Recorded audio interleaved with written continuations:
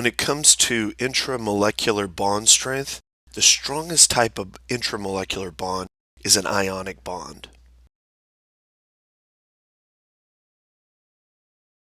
And that's where you have a metal plus a non-metal. And there's a complete transfer of an electron, at least one of them, from the metal, and it creates an overall positive charge, while the non-metal that gains the electron has an overall negative charge.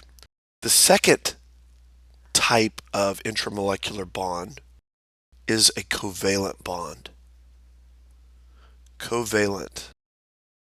And this is where you have a non-metal plus another non-metal. For a covalent bond, it's not a matter of giving up an electron. However, it is a matter of sharing electrons, thus the co, as in cooperative,